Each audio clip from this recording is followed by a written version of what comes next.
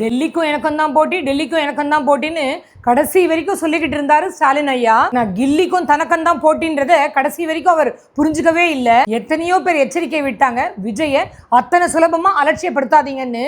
காது கொடுத்து கேட்காத ஸ்டாலின் ஐயா இப்ப வீட்டுக்குள்ள வருத்தப்பட்டு அழறாரு.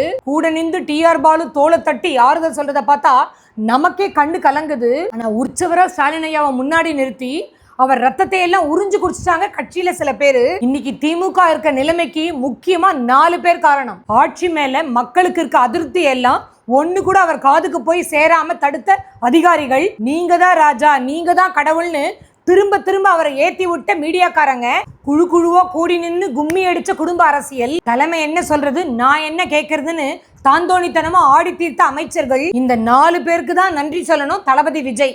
தசரதனை வீட்டுல படுக்க வச்சுட்டு ராமனை காட்டுக்கு அனுப்புன மாதிரி ஸ்டாலின் ஐயாவை வீட்டுல வச்சுட்டு உதயநிதியை சட்டசபைக்கு அமைச்சிருக்காங்க மக்கள். கலைஞர் பேரன் உதயநிதியை சட்டசபையில நிக்க வச்சு கேள்வி கேட்கறதுக்கு ஆட்டோ தாமு உள்ள வராரு. ஆட்டோ ஓட்டுறவர் தற்குறினா இந்த ஜனநாயகத்துல அத்தனை பேரும் தற்குறி தான். சோத்துக்காக சொந்த கையை நம்பி பிழைக்கிற நேர்மையான ஒருத்தர் ஆட்டோக்காரரா இருந்தா என்ன, அம்பானியா இருந்தா என்ன, ஒய்யார கொண்டையாம் தாழம்பூவாம்னு அழகழகான தமிழ் பேர்ல திட்டங்களை வகுத்து கொடுத்த அதிகாரிகளை நினைச்சு பாருங்க.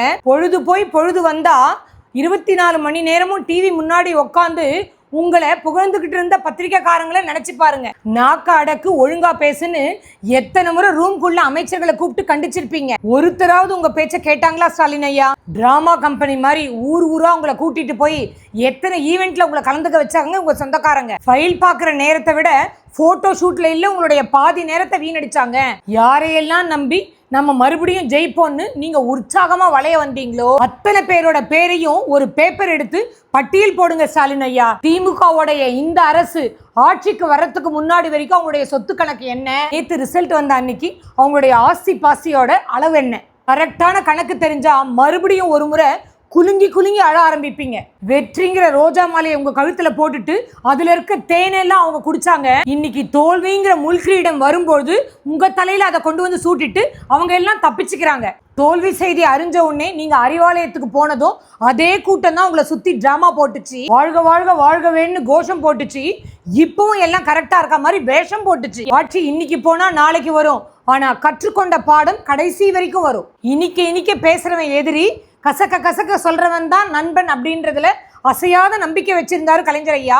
அவரை மாதிரி அயராத உழைப்ப கடந்த 5 வருஷம் உங்ககிட்டயும் நாங்க பார்த்தோம். உழைப்புல கலைஞர் ஐயா மாதிரி இருந்த நீங்க பிழைப்பிலையும் கலைஞர் ஐயா மாதிரி மாறிடுங்க ஐயா.